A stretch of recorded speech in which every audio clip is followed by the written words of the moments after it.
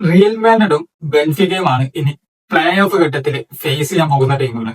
അപ്പൊ ഇന്നത്തെ വീഡിയോ നമ്മൾ ഡിസ്കസ് ചെയ്യുന്ന മെയിൻ കാര്യം ഇത് തന്നെയാണ്. റിയൽ മാഡ്രിഡും ബെൻഫിക്കയും ഇതിൽ ആരാണ് പ്ലേ ഓഫ് കടന്ന് മുന്നേറുക എന്നുള്ള കാര്യമാണ് ഇന്നത്തെ വീഡിയോ ഡിസ്കസ് ചെയ്യാൻ പോകുന്നത്. അപ്പോൾ നമ്മുടെ ചാനൽ ആദ്യമായിട്ടാണ് നിങ്ങൾ കാണുന്നതെങ്കിൽ തീർച്ചയായും ചാനൽ ഒന്ന് സബ്സ്ക്രൈബ് ചെയ്യാം, നമ്മളൊന്ന് സപ്പോർട്ട് ചെയ്യാം. നമ്മൾ ഈ ഒരു വീഡിയോയിൽ ഇതിന്റെ മൊത്തത്തിലുള്ള എല്ലാ വശങ്ങളും ഡിസ്കസ് ചെയ്യുന്നുണ്ട്. അപ്പൊ നമുക്ക് ആദ്യം ഹെഡ് ടു ഹെഡ് നോക്കാം. നമ്മുടെ ഹിസ്റ്ററി എടുത്തു നോക്കിയാൽ ഇതിൽ ആരാണ് കൂടുതൽ പ്രാവശ്യം ജയിച്ചിട്ടുള്ളത് എന്ന് നോക്കാം.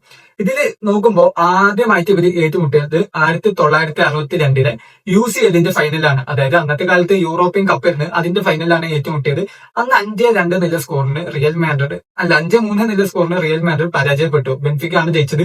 അവരുടെ ബെൻഫിക്കയുടെ രണ്ടാമത്തെ ചാമ്പ്യൻസ് ലീഗ് ആണ് കിരീടം നേടിയത്. അതായത് 1961 ബെൻഫിക്ക ഒന്നാമത്തെ ചാമ്പ്യൻസ് ലീഗ് കിരീടം നേടി. അത് FC ബാഴ്സലോണയെ 5-3 നില സ്കോറിനാണ് പരാജയപ്പെടുത്തിയത്. അതിനുശേഷം റിയൽ മാഡ്രിഡിനെ 5-3 നില സ്കോറിന് പരാജയപ്പെടുത്തിക്കൊണ്ട് അവരുടെ രണ്ടാമത്തെ ചാമ്പ്യൻസ് ലീഗ് കിരീടം നേടി. അതിനുശേഷം ഈ റയൽ മാഡ്രിഡും ബെൻഫിക്കയും ഏറ്റുമുട്ടിയത് 1965 UCL ക്വാർട്ടർ ഫൈനലാണ്.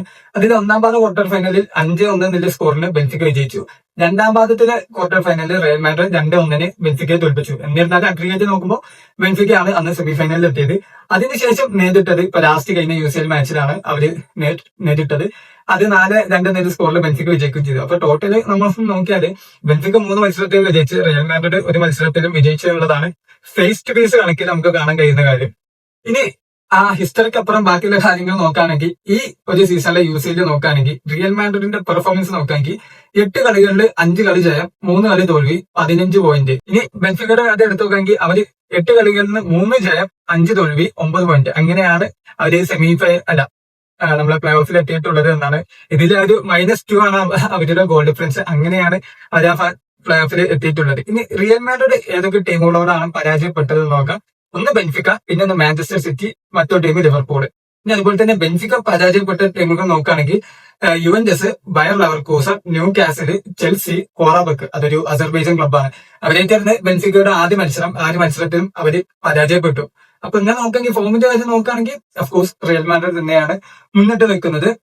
ഇനി നമുക്ക് ഈ UCL ലാസ്റ്റത്തെ 5 മാച്ചുകളിലെ പെർഫോമൻസ് നോക്കിയാൽ റിയൽ മാഡ്രിഡ് 2 കളികളിൽ മാത്രമുള്ള വിജയിച്ചത്, 3 കളി പരാജയപ്പെട്ടു. ബെൻഫിക്ക 3 കളി വിജയിച്ചു, 2 കളി പരാജയപ്പെട്ടു എന്നുള്ളതാണ്. ഓക്കെ, പിന്നെ അതുപോലെ തന്നെ ഈ ഒരു UCL റിയൽ മാഡ്രിഡ് 21 ഗോളുകൾ അടിച്ചു, 12 ഗോളുകൾ വഴങ്ങി. ഗോൾ ഡിഫറൻസ് -9 ഇനി ബെൻഫിക്കയുടെ കാര്യം എടുത്താൽ അവര് 10 ഗോളുകളാണ് അടിച്ചത്, 12 ഗോളുകൾ കൺസീഡ് ചെയ്തിട്ടുണ്ട്. 2 ഗോളുകളാണ് അവരുടെ -2 ആണ് അവരുടെ ഗോൾ ഡിഫറൻസ് എന്ന് പറയുന്നത്.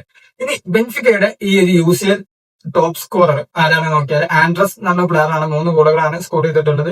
പിന്നെ വേറെ പാവലീദ് അങ്ങനെ പറഞ്ഞ പ്ലെയർ 2 ഗോളുകൾ സ്കോർ ചെയ്തിട്ടുണ്ട്. അസിസ്റ്റിന്റെ കാര്യം നോക്കിയാൽ എല്ലാ പ്ലെയേഴ്സും ഓരോ അസിസ്റ്റുകളാണ്, കൂടുതൽ അസിസ്റ്റ് എന്ന് പറയാൻ അറിയില്ല. ഇനി റിയൽ മാഡ്രിഡിന്റെ കാര്യം എടുത്ത് നോക്കിയാൽ റിയൽ മാഡ്രിഡിന്റെ ടോപ്പ് സ്കോറർ, അതായത് UCL ടോപ്പ് സ്കോർ ആയിട്ടുള്ള കിലിയൻ എംബാപ്പെ തന്നെയാണ്. 13 ഗോളുകളാണ് സ്കോർ ചെയ്തിട്ടുള്ളത്. പിന്നെ ആ ലിസ്റ്റിൽ വരുന്നത് ജൂഡ് ബെല്ലിംഗം ആണ്, 2 ഗോളുകൾ.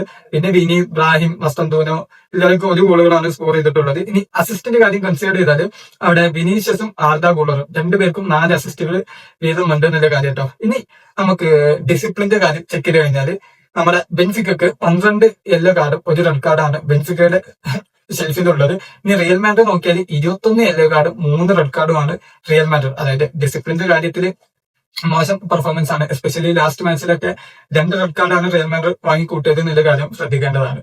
ഓക്കെ, ഇനി ഏതൊക്കെ പ്ലെയേഴ്സിനാണ് ഈ വരുന്ന ആ ഒരു പ്ലേ ഓഫ് മത്സരം നഷ്ടമാകാൻ നോക്കിയാൽ റിയൽ മാഡ്രിഡിന്റെ സൈഡിൽ റോഡ്രിഗോക്കും അസൻസിയോക്കും മാച്ച് നഷ്ടമാകും എന്നുള്ള കാര്യം ഫിക്സ് ആണ്. 2 പ്ലേയേഴ്സും കഴിഞ്ഞ കളിയിൽ റെഡ് കാർഡ് കിട്ടി പുറത്തായ താരങ്ങളാണ്. പക്ഷെ ഒരു മാച്ച് ആയിരിക്കും സസ്പെൻഷൻ. അതായത് സാന്റിയാഗോ ബെർണാബോയിൽ വെച്ച് നടക്കുന്ന 2ാം പാദ മത്സരത്തിൽ ഇവർക്ക് പങ്കെടുക്കാൻ സാധിക്കും. ബെൻഫിക്കയുടെ ഭാഗത്ത് നിന്ന് നോക്കിയാൽ അങ്ങനെ പ്രത്യേകിച്ചൊന്നും കാണാൻ സാധിക്കുന്നില്ല.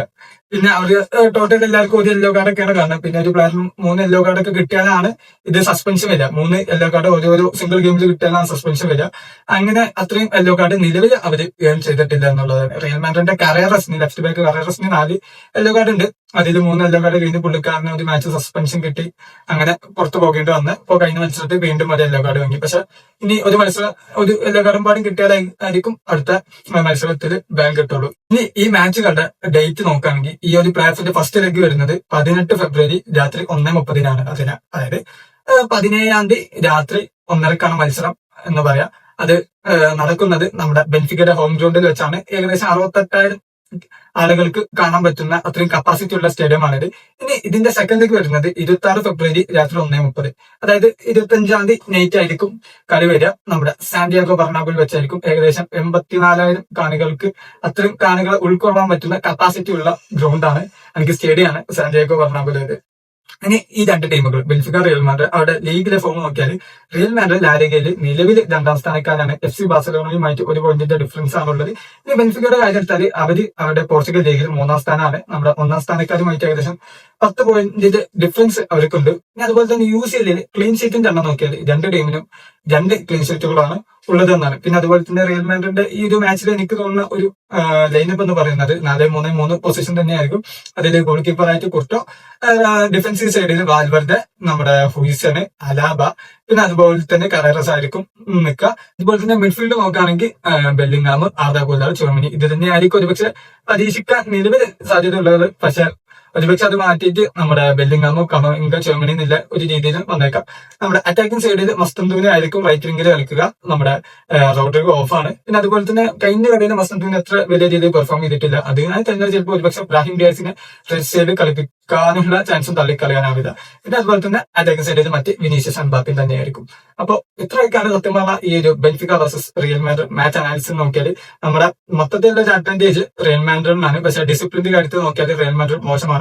ആദ്യം കഴിഞ്ഞ കളിയൊക്കെ റോഡ്രിഗോ പെർഫോം ചെയ്യുന്നുണ്ടോ, ആള് സബ്ബായിട്ട് 60ാം മിനിറ്റിൽ വന്നതിന് ശേഷമാണ് 2 യെല്ലോ കാർഡൊക്കെ കൺസിഡർ ചെയ്ത് പോകുന്നത്. വേറെ എന്താണ്, ഡിസിപ്ലിന്റെ നല്ല കുറവ് ആ ടീമിലുണ്ടെന്ന് പറയാം. അപ്പോ ഈ ഒരു കളിയെ പറ്റിയുള്ള നിങ്ങളുടെ അഭിപ്രായം കമന്റ് ചെയ്യുക. പിന്നെ ഹോസെ മൊറീനിയോയുടെ ടീമാണ്. കഴിഞ്ഞ കളിയിൽ അവർ 4 ഗോൾ അടിച്ചപ്പോൾ 2 ഗോൾ സെറ്റ് പീസുകളായിരുന്നു. ഒരു പെനാൽറ്റി കിക്കും, പിന്നെ ഒന്ന് ഫ്രീ കിക്കിൽ നിന്ന് വന്ന ഹെഡർ. പിന്നെ പുള്ളിക്കാരന്റെ ഒഫൻസീവ് ട്രാൻസിഷൻസ്, അതായത് റിയൽ മാഡ്രിഡ് 1ാമത് അർബലോയുടെ കീഴിൽ ഹൈ പ്രസിംഗ് കളിക്കുന്ന സമയമാണ്. അപ്പോ അങ്ങനത്തെ റിയൽ മാഡ്രിഡിനെ പുള്ളിക്കാരൻ നല്ല രീതിയിൽ എന്താ പറയാ കൗണ്ടർ അറ്റാക്ക് ചെയ്ത് തോൽപ്പിക്കാൻ പുള്ളിക്കാരന് കഴിയും. അത് നമ്മൾ കഴിഞ്ഞ കളിയിലും കണ്ടതാണ്. തിബോട്ട് കോർട്ടോ ഇല്ലെങ്കിൽ ഒരു 4 ഗോളിന് പകരം ഒരു 5-6 ഗോള് റിയൽ മാഡ്രിഡ് എന്തായാലും അത് കൺസീഡ് ചെയ്യേണ്ട ഒരു അവസ്ഥ ഏതായാലും ഉണ്ടായിരുന്നു. അപ്പൊ പക്ഷെ റിയൽ മാഡ്രിഡ് ആണ് നമുക്ക് തള്ളിക്കളയാൻ പറ്റുന്ന സൈഡല്ല. ചാമ്പ്യൻസ് ലീഗ് ആണ്, റിയൽ മാഡ്രിഡ് ആണ്. സെക്കൻഡ് ലെഗ് സാന്റിയാഗോ ബെർണാബിയിലാണ്. മിറാക്കിൾസ് സംഭവിക്കാം. നമുക്ക് കളിയുടെ 90 മിനിറ്റ് വരെ ഒന്നും പറയാൻ പറ്റാത്ത ഒരു അവസ്ഥയായിരിക്കും.